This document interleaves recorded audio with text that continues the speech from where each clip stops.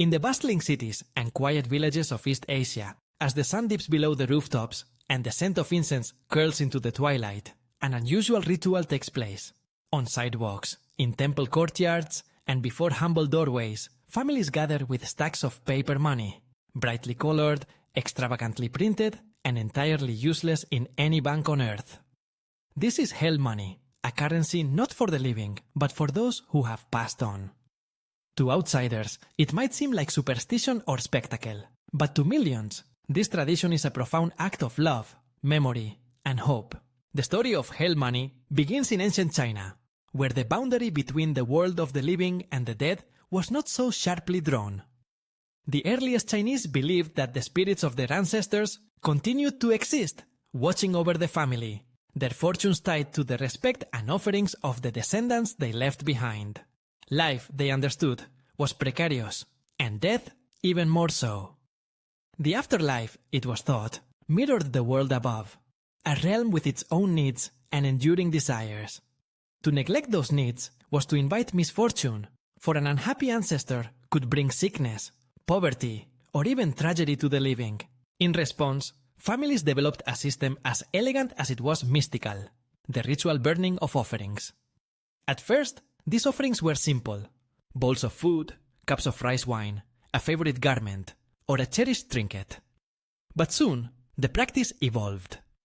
The living began to craft elaborate paper effigies, clothes, shoes, houses, even servants, each lovingly folded and painted, each destined to go up in smoke. The flames, it was believed, would transform these paper proxies into real objects in the spirit world, delivered by the wind to the ancestors waiting beyond the veil.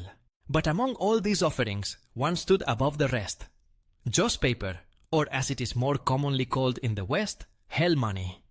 Printed in denominations that would stagger the mind, 1 million, a billion, even a trillion. The bills are adorned with the faces of fanciful deities, imperial dragons, and sometimes the stern visage of the Jade Emperor, the celestial ruler of the Chinese pantheon. This money is not legal tender in any earthly bank, nor is it meant to be. It is, in a sense, a metaphysical MasterCard, a spiritual wire transfer that ensures your loved ones lack for nothing in the afterlife. Over the centuries, as Chinese civilization spread across Asia, the custom of burning hell money followed, taking root in Taiwan, Hong Kong, Singapore, Malaysia, Vietnam, and beyond. Each culture adapted the ritual, mixing in local beliefs and flavors, but the core idea remained. By burning these offerings, the living could send wealth, comfort, and peace to the departed. In the modern era, hell money has grown more extravagant and more surreal. A stroll through the markets of Hong Kong or Taipei reveals an astonishing array of ghostly goods. There are stacks of ghost banknotes in denominations so vast they make real-world inflation seem quaint.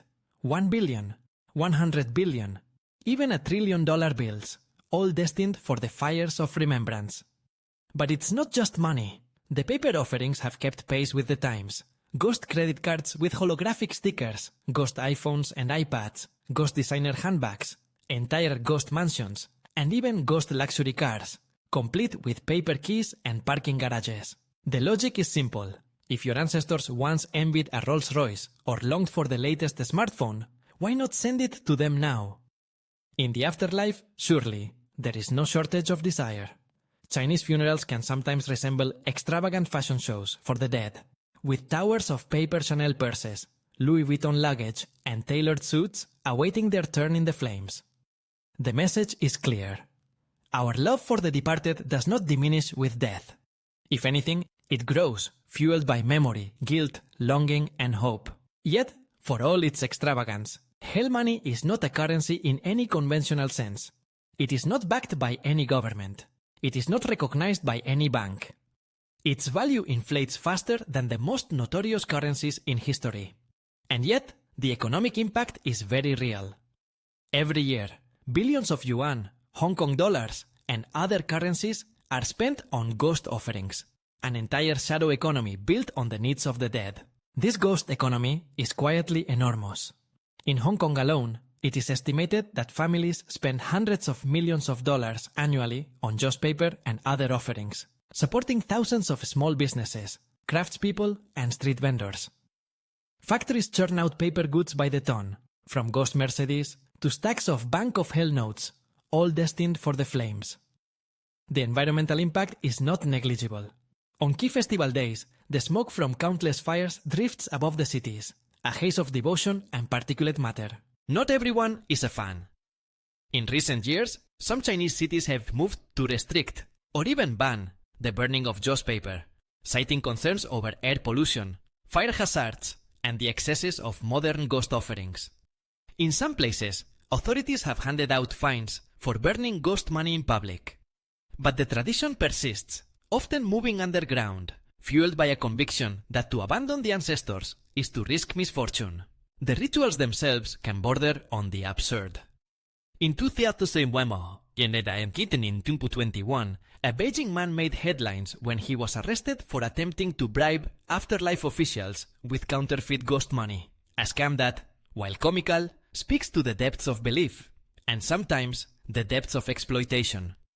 After all, where there is money, even hell money, there are scams. Indeed, not all hell money stories are heartwarming.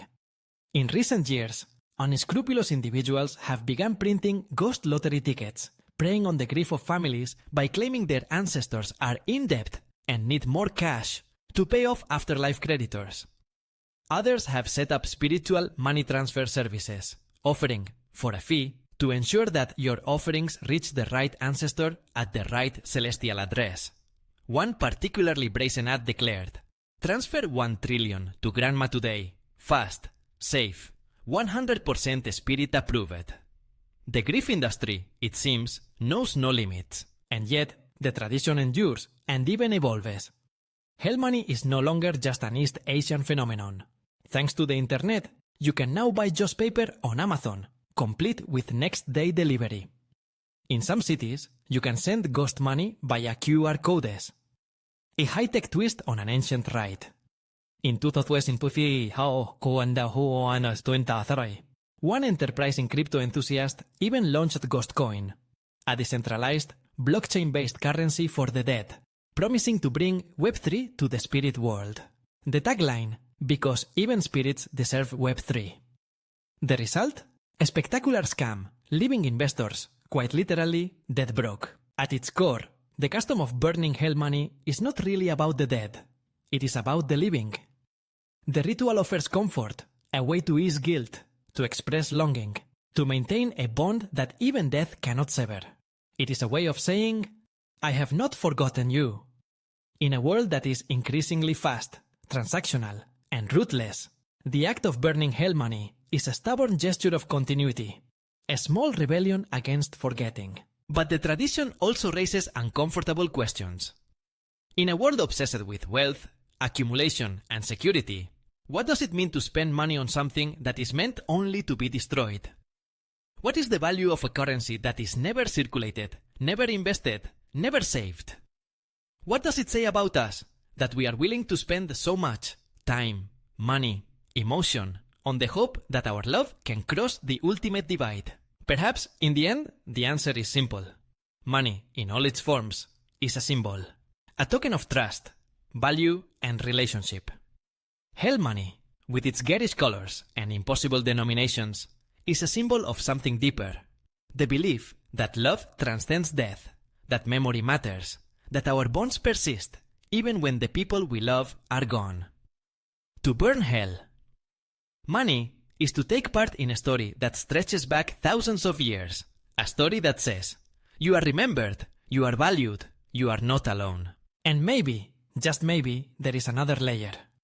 Deep down, perhaps we are all a little afraid that the afterlife has rent, that the bureaucracy of the next world is as implacable as the one we know. To burn hell money is to hedge our bets, to make sure that, should there be an accounting on the other side, our loved ones are not found wanting. It is an act of filial piety, but also of existential pragmatism, the hope that, if all else fails, a little extra cash might smooth the way. Yet, if the dead are watching, it is unlikely they are measuring the size of the banknotes or the number of ghost iPhones sent their way. More likely, they are watching for the faces of their descendants, the sound of their names spoken aloud, the warmth of memory carried on the smoke. So the next time you see smoke rising from a street corner, or stumble upon the remnants of burnt paper among the ashes, remember, somewhere, someone is paying a debt to the other side. It is not a debt of money, but of love, respect, and the hope that, in some mysterious way, the ties that bind us are stronger than death. In the end, perhaps the most important balance sheet is not the one kept by the gods or the ghosts, but the one we keep in our own hearts. For in the economy of memory, every act of remembrance is an investment, every ritual a dividend, every offering a way of saying, you mattered, you still matter, and as long as I remember, you are not truly gone. In a world that chases wealth, but often overlooks connection, the tradition of Hell Money stands as a reminder that the things we value most cannot be counted, measured or spent. They can only be remembered, honored, and sometimes sent up in smoke. An offering to the past, a promise to the future, and a testament to the enduring power of love.